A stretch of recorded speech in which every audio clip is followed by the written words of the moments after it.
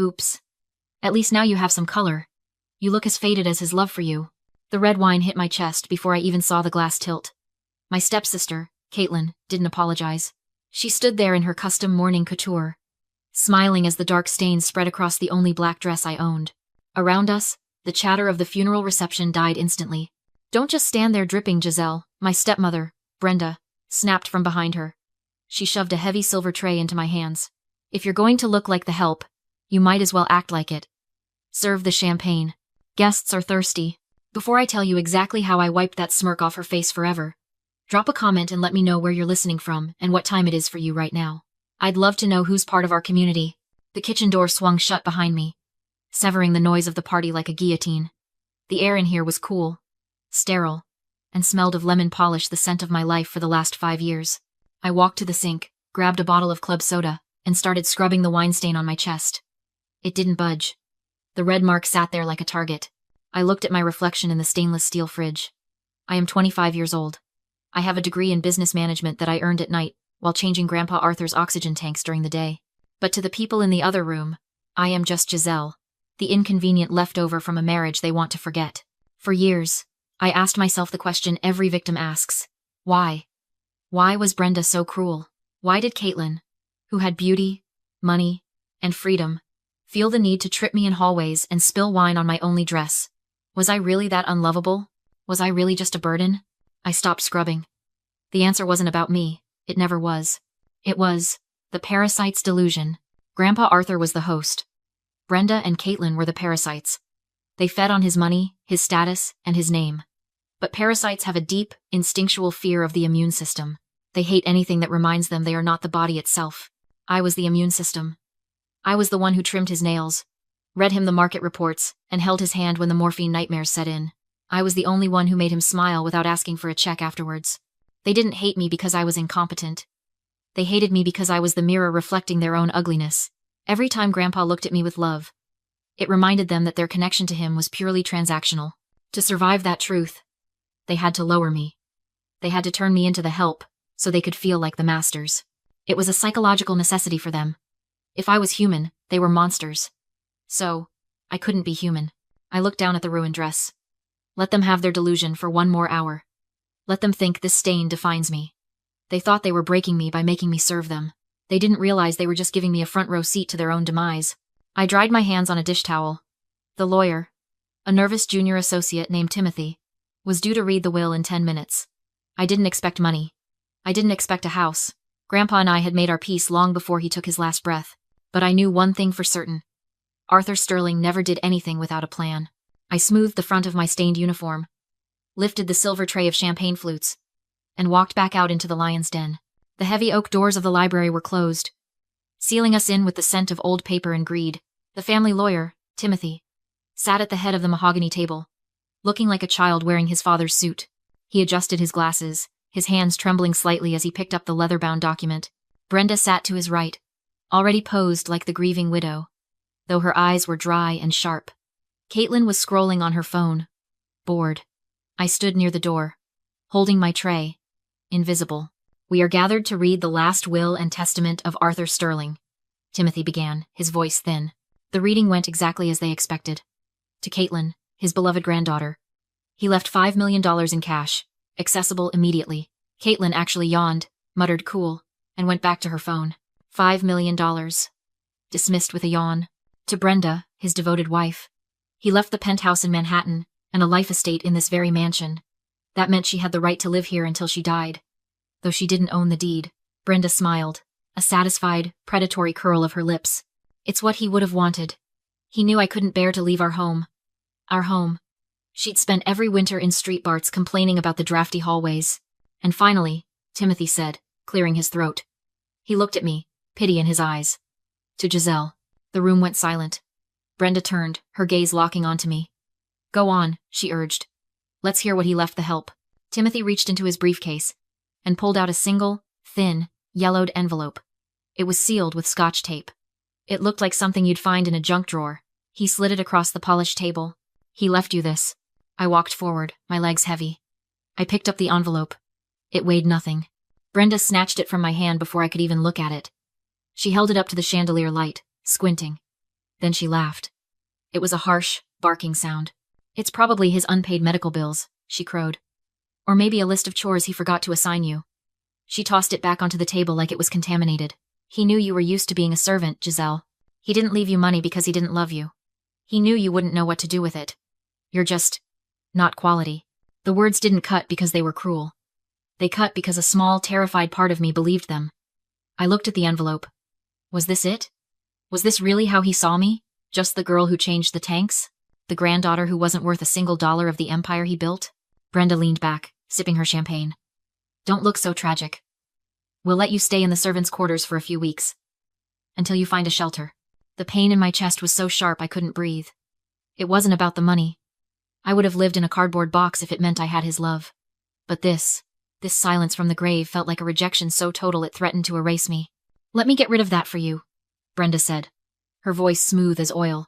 She reached across the table, her manicured fingers aiming for the yellow envelope. Trash belongs in the trash, Giselle. We don't want you hoarding garbage in the house. It attracts rats. For the first time in 5 years, my body moved before my brain did.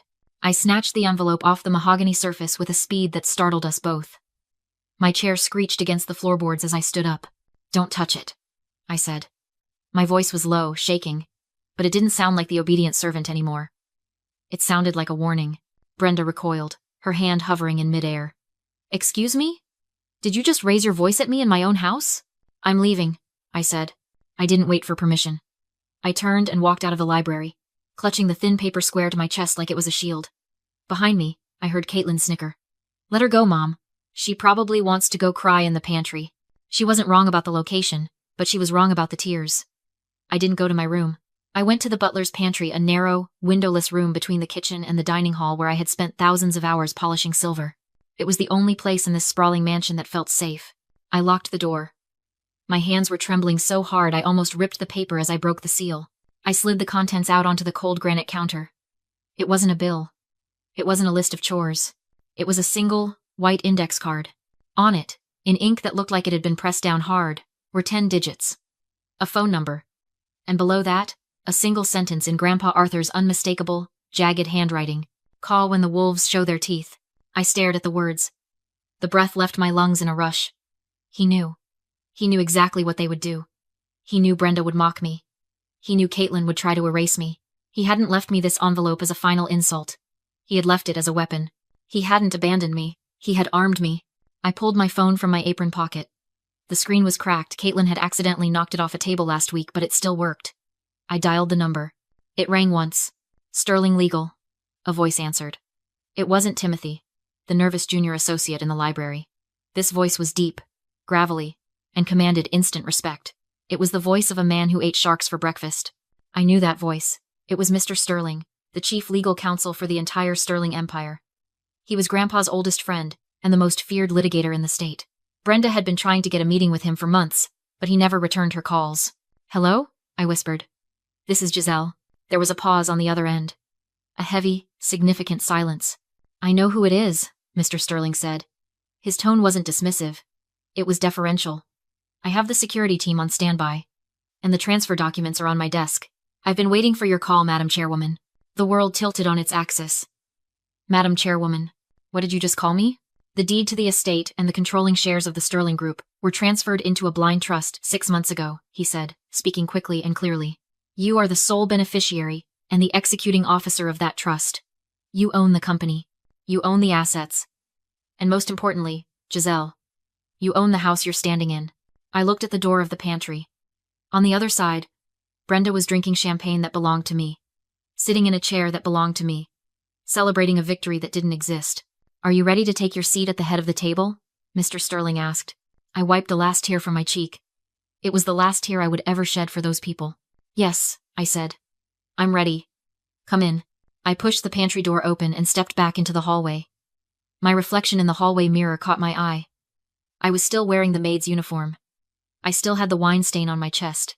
My hair was still pulled back in a severe, servant-like bun. But something behind my eyes had changed. The girl who used to flinch at the sound of Brenda's voice was gone. In her place was the CEO of the Sterling Empire. I walked into the library. The atmosphere was thick with self-congratulatory greed. Caitlin was already online, looking up luxury cars. Brenda was on the phone, likely bragging to one of her Hamptons friends about the Manhattan penthouse. When she saw me, Brenda didn't even look up from her phone. She just extended her empty champagne flute in my direction, snapping her fingers. "Finally," she said, her voice bored. "Top me off, Giselle. And try not to spill it this time. This carpet is silk." I didn't move. I didn't take the glass. I just stood at the head of the table, directly opposite her. "No," I said. The room went dead silent. Brenda lowered her phone slowly. Her eyes narrowed. "Excuse me? What did you just say to me?" I said no. My voice was calm, steady, and loud enough to reach the corners of the room. "I'm done serving you, Brenda." Brenda stood up, her face flushing a dangerous shade of red. "You ungrateful little leech. You think because your grandfather left you a scrap of paper you can grow a spine? Get out. Get out of my house before I have security throw you out." "That won't be necessary," a deep voice boomed from the doorway. The double doors swung open. Mr. Sterling strode in, flanked by 4 men in dark suits who radiated a very different kind of authority than the event security Brenda had hired. Timothy, the junior lawyer, practically fell out of his chair. "Mr. Sterling?" Timothy squeaked. I didn't know you were coming." Brenda looked confused. "Who is this?" Mr. Sterling ignored her completely. He walked straight to me, stopped, and bowed his head slightly. "Madam Chairwoman, the perimeter is secure. Your team is ready." "Chairwoman?" Caitlin laughed, a nervous, high-pitched sound. "What is he talking about?" "She's the maid." Mr. Sterling turned to face them. He opened a black leather portfolio and placed a single document on the table. It wasn't yellow or old. It was crisp, white, and stamped with the official seal of the state. "This is a deed of transfer," Mr. Sterling announced, his voice filling the room. "Executed 6 months ago. Arthur Sterling transferred all real estate holdings, including this estate, and 90% of the voting stock in the Sterling Group into a blind trust." Brenda rolled her eyes. "So? Who controls the trust?" "My husband obviously left it to me to manage." "No, Mrs. Sterling," Mr. Sterling said, his smile thin and sharp as a razor. "He didn't. The sole trustee and beneficiary is Giselle Sterling." Brenda froze. She looked at the document, then at me, then back at the document. That's illegal. He couldn't have. I'm his wife. He gave you the penthouse and the cash as a severance package." "Brenda," I said, stepping forward. "He wanted to make sure you were comfortable while you left. But he didn't trust you with his legacy. He trusted me." "This is my house," Brenda shrieked, slamming her hand on the table. "I have rights." "Actually," I said, picking up the bottle of champagne she had demanded. I poured the expensive liquid onto the carpet, the silk carpet she was so worried about. "You are guests in my house, and you have overstayed your welcome." For a moment, Brenda looked like she'd been slapped. She stared at the deed, her chest heaving, her face a mask of crumbling plaster. But then, a slow, malicious smile spread across her lips. It was the smile of a predator who just found a loose bar in the cage. "Nice try," she purred. She reached into her clutch and pulled out the copy of the will Timothy had given her. She flipped to page 4, her movements sharp and jerky. "You think you're so smart, little girl. But you forgot about the codicil." She slammed her finger onto the paper. "Read it, paragraph 7. Regardless of ownership transfer, Brenda Sterling retains a life estate in the primary residence for the duration of her natural life." She lifted her chin, eyes blazing. "I have the legal right to stay here until I die. You may own the house, Giselle, but you can't remove me.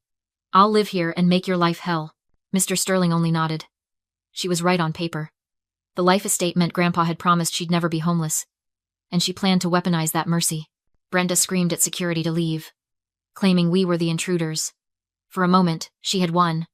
But narcissists don't stop when they win, they destroy. Her gaze locked on the Ming vase, the most precious item in the room. Before I could stop her, she grabbed it and hurled it to the floor. It shattered like a gunshot, shards skidding across the marble. She smirked, expecting tears. Instead, Mr. Sterling calmly flipped to a new page and read aloud. Brenda's life estate was conditional. Any deliberate damage to the Sterling collection voided it. The vase was item number 1. 4 cameras recorded everything. Brenda's rights evaporated. She was now a trespasser. Panic replaced fury as security seized her. I ordered them to remove her and call the police for felony destruction.